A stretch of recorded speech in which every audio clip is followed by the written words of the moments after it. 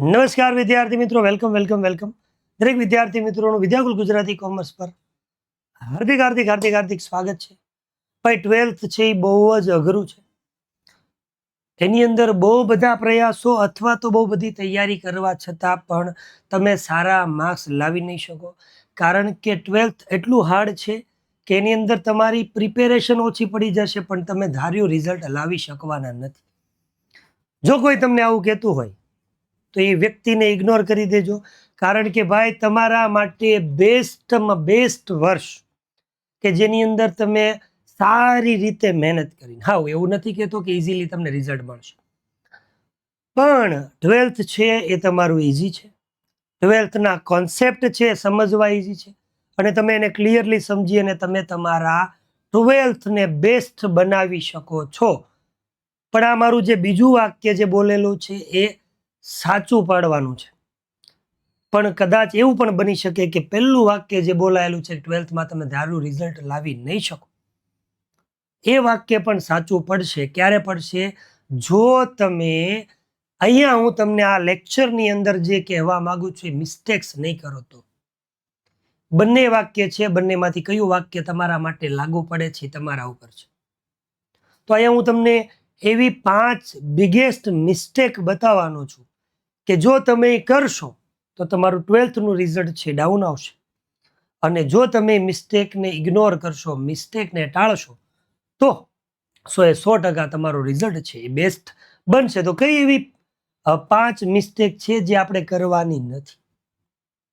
એની અંદર નંબર 1 બહુ શોર્ટમાં સમજાવું છું, અને આમ કહેવાય ને કે સીધે સીધો તમને અહીંયા કોઈ જાતનું તમને ભાષણબાજી કરવાનો કોઈ ઉદ્દેશ જ નથી. રિઝલ્ટ 12thમાં ઓછું આવે છે એની પાછળ જે ભૂલો કરીએ છીએ એ એકદમ શોર્ટમાં 10 થી 12 15 મિનિટની અંદર મારે તમને કહીને સમજાવીને જતું રહેવું છે કે આ તમારે ધ્યાનમાં રાખવાનું છે. તો એની અંદર સૌથી પહેલી મિસ્ટેક જો હું તમને કહું તો એ છે આ. કઈ? તો આને ધ્યાનમાં રાખવાનું છે. 11th સ્ટાન્ડર્ડની અંદર લો સ્કોર છે. 11thની અંદર બેઝિક ક્લિયર નહોતું.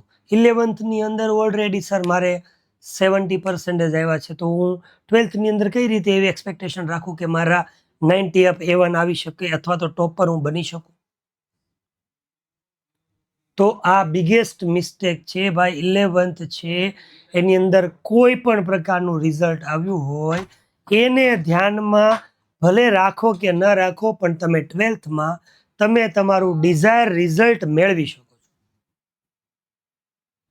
એટલે સીધો કહેવાનો મારો મતલબ એવો છે, 11thમાં જે કાંઈ રિઝલ્ટ આવ્યું હોય તમારે એને મનમાં લેવાનું નથી, તમારે 12thમાં કયું રિઝલ્ટ લાવવું છે એને ધ્યાનમાં રાખવાનું. અને એના માટે હું એક જ સેન્ટેન્સ અહીંયા લખીને તમને બતાવું છું કે એના માટે ભાઈ પોઝિટિવ થિંકિંગ જોશે. 11th મારું સારું નથી ગયું તો 12th નહીં જાય, નેગેટિવ વિચારશો તે જ થશે. અને હ્યુમન સાયકોલોજી એવું કહે છે કે તમે જે વિચારો છો એવું થશે. તો 11thના લો સ્કોરને, લો રિઝલ્ટને ધ્યાનમાં રાખીને રોવા બેસશો તો તમારું 12thનું રિઝલ્ટ નહીં સુધરે. એટલે પહેલી મિસ્ટેક, 11thને ભૂલો. 12thમાં મારો રિઝલ્ટનો ટાર્ગેટ શું છે અને એને અચીવ કરવા માટે પોઝિટિવ જ થિંકિંગ આપણી હશે, અને એ ટાર્ગેટને, એ ગોલને અચીવ કરવા માટે જે કાંઈ પ્રયત્ન કરવા પડશે એ કરશું. એવા પણ એક્ઝામ્પલ જોયા છે વિદ્યાર્થી મિત્રો. આ 17-18 વર્ષના એજ્યુકેશન જે સફર છે એ સફરની અંદર એવા એક્ઝામ્પલ જોયા છે કે 11thની અંદર જેને 50 કે 60% છે એ પણ 12thમાં A1 લાવી શકે છે અને લાવે છે. તો પહેલી મિસ્ટેક હું તમને એ જ કહું છું, 11thની અંદર લો સ્કોર આવ્યો છે એને તમારે ભૂલવાનું છે અને પોઝિટિવ થિંકિંગ રાખી અને 12thની શુભ શરૂઆત કરી દેવાની છે. સેકન્ડ નંબરની અંદર વાત કરીએ તો 12thમાં આવી ગયા છીએ, ભણવાના છીએ, બધા ભણવાના જ છો, પણ તમે જે સ્ટડી કરવાના છો એ સ્ટડી વધારે સારી રીતે કરવા માટે એક મેં તમને 4 વસ્તુ સમજાવવા માંગુ છું જે આપણે નથી કરતા, જે આપણે કરવાની છે. મિસ્ટેક છે કે આ કરતા નથી, એ આપણે કરવાની છે. એના માટે મેં ટાઇટલ એવું આપ્યું છે સ્ટડી વેલ. ભણવું અને સારી રીતે ભણવું એમાં ફરક છે. તો એના માટે હું 4 પોઈન્ટ તમને એવું કહેવા માંગુ છું. એની અંદર સૌથી પહેલા આપણે બધા જ જેવું 12th શરૂ થાય અથવા તો એમ થાય કે ભણવાની શરૂઆત કરવી છે એટલે પહેલું મગજમાં આવે આપણે શું ટાઈમ ટેબલ બનાવવું જોઈએ. હા, ટાઈમ ટેબલ બનાવવું જોઈએ. સર એપ્રિલ કે મે મહિનામાં કે જૂન મહિનામાં મેં શરૂ કર્યું, જૂનથી લઈને છેક ફેબ્રુઆરી સુધીનું મેં ટાઈમ ટેબલ બનાવી દીધું છે. એ બક્કા નહીં થાય. લોંગ ટાઈમ ટેબલ કોઈ દિવસ એક્સેપ્ટેબલ નથી અને એનું ડિઝાયર્ડ રિઝલ્ટ પણ નથી મળતું. તો સર તમે શું કહેવા માંગો? ટાઈમ ટેબલ બનાવવું જોઈએ કે ન બનાવવું? બનાવવું જોઈએ. અને એના માટે મેં એક શબ્દ વાપર્યો છે કે ટાઈમ ટેબલ તમારું હોવું જોઈએ, પણ તમારે શું કરવાનું છે? DTS, ડેલીના તમારે ટાર્ગેટ સેટ કરવાના છે. ટાઈમ ટેબલ એને એ જ કહેવાય. સોમવારે આ વાંચીશ, મંગળવારે આ વાંચીશ, બુધવારે વાંચીશ નહીં. તમારું ટાઈમ ટેબલ એવું જોઈએ, આજે સન્ડે છે તો સન્ડે નક્કી કરી નાખો રાત્રે કે કાલે મંડેના દિવસે હું એકાઉન્ટની અંદર આ ચેપ્ટરના એક રીતના દાખલા કરીશ, ગ્રામરનો આ ટોપિક કરીશ, ઇકોનોમિક્સમાં આના ઓબ્જેક્ટિવ કરીશ. એ ટાર્ગેટ આગળના દિવસે સેટ કરો અને બીજે દિવસે ટાર્ગેટ પૂરો ન થાય ત્યાં સુધી તમારે કોઈ પણ નહીં, મારો ટાર્ગેટ પૂરો થવો જોઈએ. ઓપ્શન જ નથી આપતો, બસ એ ટાર્ગેટ પૂરો કરવાનો. હવે ટાર્ગેટ કેવો હશે? તમારી કેપેસિટી મુજબ હશે. મને સામે જોનારા બધા વિદ્યાર્થીઓ અલગ અલગ કેપેસિટી વાળા છે. જેને જે ટાર્ગેટ અચીવ કરી શકે એમ હોય એ કરવાનું છે. બીજું, સર 11th ભલે કાંઈ નથી કર્યું, હવે અમારા સ્ટડી અવર્સ તો નક્કી કરવા પડશે ને. અમારે 5 કલાક 12મું ધોરણ છે વાંચવું પડશે, 3 કલાક ના. કોઈને હું એવું કહેતો જ નથી કે 5 કલાક વાંચું. એક નોર્મલ એક્ઝામ્પલ આપું છું કે એક બાજુ એક છોકરો હતો જેનું નામ હતું ચંટુ અને બીજો એક છોકરો હતો એનું નામ બંટુ. બે એક જ સ્કૂલમાં ભણે, બે એક જ કોચિંગની અંદર જાય, સાથે મળીને જ તૈયારી કરે. ચંટુ છે એ 2 કલાક તૈયારી કરતો હતો, બંટુ છે એ 4 કલાક તૈયારી કરતો. પણ આખરે જ્યારે રિઝલ્ટ આવ્યું ત્યારે ચંટુનું રિઝલ્ટ વધારે આવ્યું, બંટુનું 4 કલાક વાળાનું ઓછું આવ્યું. શું કામ? ક્વોન્ટિટી મહત્વની નથી. 6 કલાક વાંચવાથી રિઝલ્ટ નથી આવતું. પ્રોપર આયોજન સાથે 2 કલાક વાંચેલું હોય ને એનું રિઝલ્ટ આવે. તો હું એક જ સેન્ટેન્સની અંદર તમને કહેવા માંગીશ કે તમારા જ્યારથી 12th શરૂ થાય ત્યારે મિનિમમ તમારી 1.5 કલાકની તૈયારી હશે ને તો પછી તમારે ઉજાગરાય નહીં કરવા પડે કે વધારે સમય વાંચવા માટે આપવો નહીં પડે. 12th શરૂ થયું, રેગ્યુલર 1.5 કલાકની તમારી વાંચવાની પ્રેક્ટિસ તમારા ડિઝાયર્ડ રિઝલ્ટ સુધી તમને પહોંચાડશે. હજી કહો, ક્વોલિટી, ક્વોન્ટિટી નહીં, ક્વોલિટી. બરાબર? તમે 1.5 કલાક વાંચો છો તો 1.5 કલાકમાં એવું વાંચેલું હોવું જોઈએ કે જે તમારે બીજી વાર રિવાઇઝ કરવાની જરૂર પડે, વાંચવાની નહીં. શોર્ટમાં સમજાવું તો હું 1.5 કલાકની અંદર 4 મોટા ક્વેશ્ચન વાંચી લઉં છું અને 1.5 કલાક પછી મને પૂછે છે તો મને એક પણ આવડતા નથી, તો હું 1.5 કલાકમાં એક મારો ક્વેશ્ચન પૂરો ન થાય ત્યાં સુધી હું બીજો શરૂઆત નહીં કરું, ભલે મારે 2 જ ક્વેશ્ચન થાય. It's call quality education. Quality તમારી પ્રેક્ટિસ કહેવાય, તૈયારી. એટલે સમય તમારો નક્કી કરો તમારી કેપેસિટી પ્રમાણે, 1 કલાક, 1.5 કલાક, 2 કલાક. ત્રીજું કીધું છે તમારી સબ્જેક્ટ વાઇઝ સ્ટ્રેટેજી તમારી બનાવવી જોઈએ. એકાઉન્ટ હોય, સ્ટેટ હોય, ઇકો હોય, BA હોય, ઇંગ્લિશ હોય, SP હોય, ગુજરાતી, ભાઈ સાથે 7 સબ્જેક્ટ જરૂરી છે અને બધા જ વિષય ભેગા મળીને રિઝલ્ટ બને છે. SP ને અવગણવાનું નથી, ગુજરાતીને અવગણવાનું નથી, અંગ્રેજીમાં તો થોડું વાંચવાનું. કેમ ભાઈ? 700 માર્કનું રિઝલ્ટ બનશે અને બધા વિષય આવશે. તો ચેપ્ટર જે તમને સબ્જેક્ટ આપ્યા છે એ સબ્જેક્ટમાં ચેપ્ટર તમારા હોય એને તમે ડિવાઈડ કરીને સમજો, નક્કી કરો છો કે મારે એટલા કલાક આયા આયોજનમાં વાંચવાનું છે તો એની અંદર ક્યારેક આ સબ્જેક્ટ આવવો જોઈએ. બરાબર? એવું ન બને કે એકાઉન્ટ સ્ટેટ જ થયા કરે. તમને એ ખબર હોવી જોઈએ કે મારા માટે હાર્ડ લાગતો વિષય કયો છે, તો એવી સબ્જેક્ટ વાઇઝ સ્ટ્રેટેજી બનાવવી પડે. એને 2 દિવસ આપીશ. વીકના 7 દિવસ છે, 7 દિવસની અંદર રોજ એક સબ્જેક્ટ કરો તો પણ થાય, રોજ 2 કરો તો તમે રિપીટ પણ કરી શકો. એક દિવસમાં 2 સબ્જેક્ટ થાય. તમારી કેપેસિટી હોય તો એક દિવસમાં 3 પણ થાય. પણ કયા સબ્જેક્ટને કેટલો સમય આપવો એ તમારી કેપેસિટી, તમારા હાર્ડ અથવા તો ઇઝી સબ્જેક્ટ તમને ખબર હશે. તો સબ્જેક્ટ વાઇઝ તમારી સ્ટ્રેટેજી બનાવો. કયા સબ્જેક્ટને કેટલો સમય આપવો એ તમારે નક્કી કરવું, જે આપણે કરતા નથી. અને લેક ઓફ સેલ્ફ સ્ટડી. સાહેબ વિદ્યાકુલની અંદર લેક્ચર આવે એટલે અમે વિડીયો જોઈ લઈએ છીએ એટલે અમને આવડી જશે. નહીં આવડે. તમે વિડીયો જોવાથી તમારું રિઝલ્ટ નહીં આવે, પણ તમારી અલગથી સેલ્ફ સ્ટડી હોવી જોઈએ. વિડીયો જોઈ લીધો છે પછી વિડીયોમાં અથવા તો કોઈ પણ પ્રકારની પ્રેક્ટિસ તૈયારી કરી છે તો એમાંથી પછી તમારું ઇવોલ્યુશન અને મૂલ્યાંકન થવું જોઈએ. તમને કેટલું આવડે છે કેટલું નહીં. તમારી સેલ્ફ સ્ટડી જરૂરી છે, જે સેલ્ફ સ્ટડી બાળકો કરતા નથી. એટલે બીજું જે નથી કરતા એ બીજી મિસ્ટેક કીધી કે સ્ટડી વેલ કરવું જોઈએ, નથી કરતા. એમાં 4 પોઈન્ટ યાદ રાખવાના છે. 3rd નંબર ઉપર મિસ્ટેક હું કહું છું તમને, તો કહું છે પરફેક્ટ પેટર્ન ફોર સ્ટડી. મેં હમણાં જ કીધું ને કે ઓલા 4 કલાક વાંચું એને માર્ક્સ ન આવ્યા. ઘણીવાર તમે તમારા સ્કૂલના, તમારા ક્લાસની અંદરના સ્ટુડન્ટના એક્ઝામ્પલ જોતા હશો કે એક વિદ્યાર્થી એવો છે કે જે રોજ આખો દિવસ મહેનત જ કર્યા કરે છે, એને 60-65-70% આવે છે. અને એક આખો દિવસ ગમે ત્યારે આખો મહિનો રખડ્યા કરે, એક્ઝામના આગળના દિવસે વાંચે અથવા તો સવારના 4 કલાક વાંચે તો એને 80% આવે. યસ ઓર નો? આવે જ. કેમ? કારણ કે સ્ટડી કરવા માટે તમારી પેટર્ન પરફેક્ટ નથી હોતી.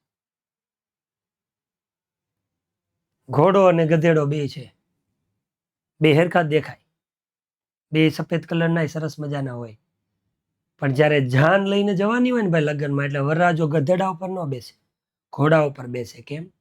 બેમાં ફરક છે. એમ તૈયારી કરવી અને આયોજન મુજબ તૈયારી કરવી, એમાં ફરક છે. ગધા મજૂરી કરવી છે કે સ્માર્ટ વર્ક કરવું છે. પરફેક્ટ પેટર્ન તમારી સ્ટડીની હોતી નથી, એ કરવાની છે. એની શું કહું છું, તો પરફેક્ટ પેટર્ન તમારે સ્ટડીની હોવી જોઈએ. એમાં પહેલું સ્ટેપ તમારું હોવું જોઈએ કે તમારે પહેલાં તો સબ્જેક્ટને રિયલાઇઝ કરવો પડશે. કયા સબ્જેક્ટની અંદર કેટલા ચેપ્ટર છે, કેટલા ચેપ્ટર છે, તો એ ચેપ્ટરની અંદર તમારે પ્રેક્ટિસ કરવા માટે શું ટાઈમ આપવો પડશે. આ હું રિયલાઇઝેશન કહું એટલે એકાઉન્ટ છે તો એકાઉન્ટની અંદર જેટલા ચેપ્ટર હશે તો તમારે જોવાનું છે કે એનામાંથી તમારા માટે હાર્ડ કેટલા છે, એમાંથી તમારા માટે ઇઝી કેટલા છે, કેમાં તમારે વધારે સમય આપવાની જરૂર છે, કેમાં ઓછો સમય આપવાની જરૂર છે. ટૂંકમાં આખા સિલેબસને સમજવું, એને હું એવું કહું છું સબ્જેક્ટ રિયલાઇઝેશન. બધા સબ્જેક્ટને સમજવાનું કેટલું અઘરું, એના ગુણભાર શું છે, એના માર્ક્સ કેટલા, કયા ચેપ્ટરમાંથી કેટલા માર્ક્સનું પૂછાય છે, બ્લુ પ્રિન્ટ પ્રમાણે શું છે, આ બધું તમને ખબર હોવી જોઈએ. એ પહેલું સ્ટેપ છે. બીજું સ્ટેપ તમારે કરવાનું છે કે તમારે પ્રેક્ટિસ કરવા માટે જ્યારે આની અંદર એક વસ્તુ બીજી કહી દઉં કે તમારો સિલેબસ છે ને ઓછામાં ઓછો કાં તો ઓક્ટોબર અથવા નવેમ્બર એની આગળ નહીં, ત્યાં સુધીમાં તમારો સિલેબસ તૈયાર થઈ જવો જોઈએ. મોસ્ટ ઓફ શાળાની અંદર નવેમ્બર ડિસેમ્બરમાં સિલેબસ પૂરો કરી દે. સાથે સાથે તમારું એ પ્રેક્ટિસ પૂરી થઈ ગઈ હોવી જોઈએ. એને કહેવાય પેટર્ન, પરફેક્ટ પેટર્ન સ્ટડીની. એ પહેલાં તમારી પ્રેક્ટિસ થઈ જવી જોઈએ નવેમ્બર ડિસેમ્બર સુધીમાં. અને એ પછી તમારે બીજા સ્ટેપ ઉપર આવવું જેની અંદર તમારી પાસે ક્વેશ્ચન બેંક અથવા તો કોઈ પણ પ્રકારના એકાદા પેપર માટેનો તમારી પાસે પેપર સેટ હોય, જેમાંથી તમે 5-5, 7-7, 10-10 પેપર પ્રેક્ટિસ કરી શકો. એક એ એટલે કે તમારી પાસે ક્વેશ્ચન બેંક હોવી જોઈએ, અને બીજું તમારી પાસે તમારી બનાવેલી હેન્ડ રિટન નોટ્સ હોવી જોઈએ. કોઈકના રેફરન્સ બુકમાંથી તમે વાંચો છો, okay, it's okay, no problem, પણ તમે જે ક્વેશ્ચન સમજ્યા છો એ આન્સરની તમારા પાસે પણ તમારી શોર્ટ એક નોટ્સ હોવી જોઈએ, જે તમને આ સબ્જેક્ટને ક્લિયર કરવા, કોન્સેપ્ટને સમજવા માટે બહુ વધારે ઉપયોગી છે. તો જ્યારે તમે આ સ્ટડી આગળનામાં કરો છો ને ત્યારે એની પરફેક્ટ તમે એક નોટ્સ બનાવો શોર્ટ પોઈન્ટમાં, બરાબર, જે તમને આગળ જતા રિવિઝન કરવામાં વધારે ઉપયોગી થશે. અને ત્રીજું, ભાઈ આ બે વગર ખોટું છે. આપણે રાઇટિંગ પ્રેક્ટિસ કરતા નથી. 11th 12th આવો છો, પહેલી વખત 100 માર્કનું પેપર 3 કલાકમાં આપવાનું. 10માં તમે 3 કલાકમાં 80 માર્કનું પેપર આપીને આવ્યા છો. 11માં સેમ, એક વખત 80નું, બે ફર્સ્ટ એક્ઝામ સેકન્ડ એક્ઝામ, તો 50 માર્કની હોય. અહીંયા સીધી ફર્સ્ટ એક્ઝામ દિવાળી સમયે તમારે આવશે અને એ તમારે 100 માર્કની આવશે, જેની આપણને પ્રેક્ટિસ જ નથી. પેપર પૂરું નહીં થાય. તો એના માટે સૌથી મહત્વનું છે રાઇટિંગ, એની પ્રેક્ટિસ કરવી પડશે. સાથે સાથે તમારે 2 સબ્જેક્ટ તો એવા છે કે જે કેલ્ક્યુલેશન વાળા છે, એકાઉન્ટ અને સ્ટેટ. તો એની પ્રેક્ટિસ, રાઇટિંગ પ્રેક્ટિસ ખૂબ જ જરૂરી છે. કેલ્ક્યુલેશન પ્રેક્ટિસ બહુ જરૂરી છે. કેલ્સીના આંકડા આમ દબાવવામાં સમય વયો જાય છે. આ પ્રેક્ટિસ કરવી પડશે, જે આપણે નથી કરતા. આ આપણે ચોથી ભૂલ કરી છે. અને છેલ્લે જો વાત કરું,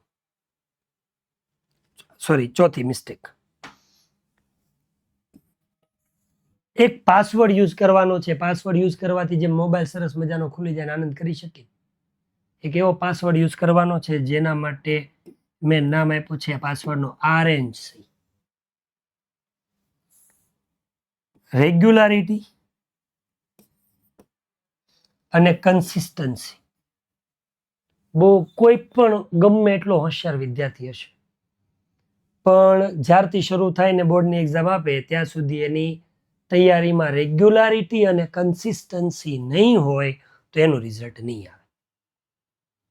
એટલે એક જ બસ જે નથી આપણી, બરાબર, મામાના લગ્ન આવશે, માસીની છોકરીનું શ્રીમત આવશે, કોઈકની સગાઈ આવશે, પ્રસંગો આવશે, ટાળવા પડશે.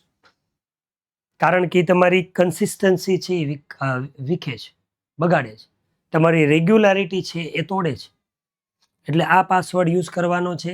12મું ધોરણ આવે એટલે મામા કાકા ફોય જે કાંઈ પ્રસંગો બધાને ત્યાગ કરી અને આ પાસવર્ડને યુઝ કરવાનો છે. રેગ્યુલારિટી અને કન્સિસ્ટન્સી જો બગડી, એ રિઝલ્ટ તમારું બગાડશે.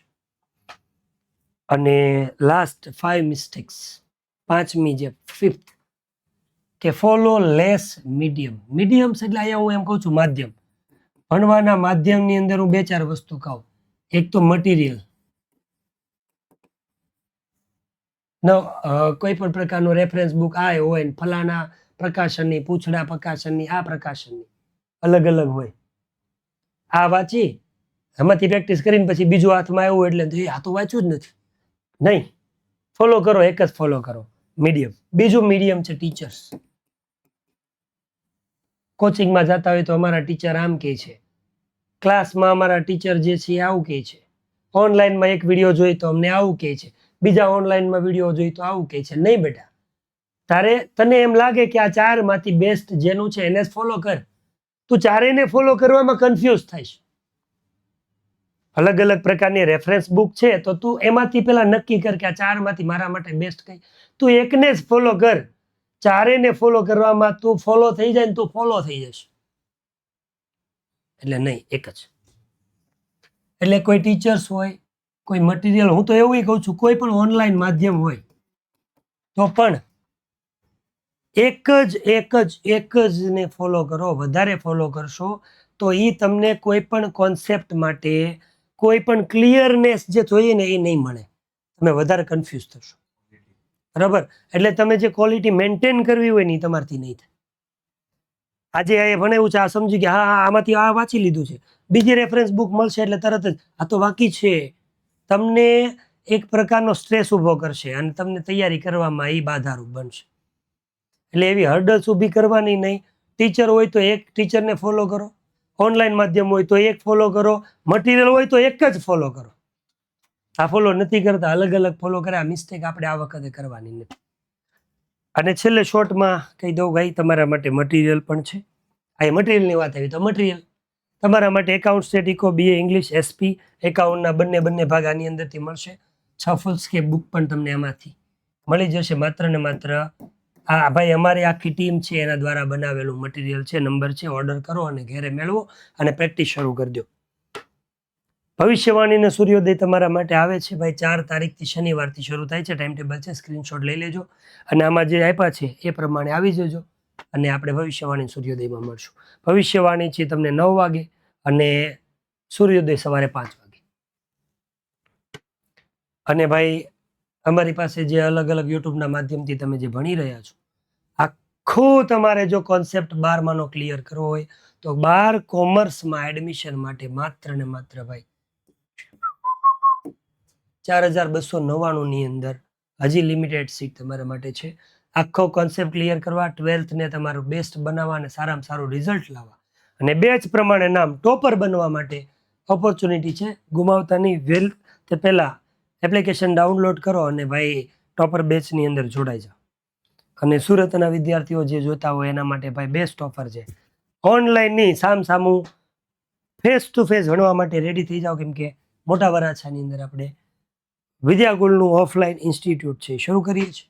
તો જેટલા વરાછાની આજુબાજુના વિદ્યાર્થી મિત્રો એના માટે ગોલ્ડન ઓપોર્ચ્યુનિટી છે. આવી જાઓ અને ફેસ ટુ ફેસ સાથે મળી અને 12થના રિઝલ્ટને બેસ્ટ બનાવીએ. બસ એટલું રાખીએ. અને તમને આ સ્ટ્રેટેજી જે આપી એ તમને કેવી લાગી એ કોમેન્ટની અંદર લખશું.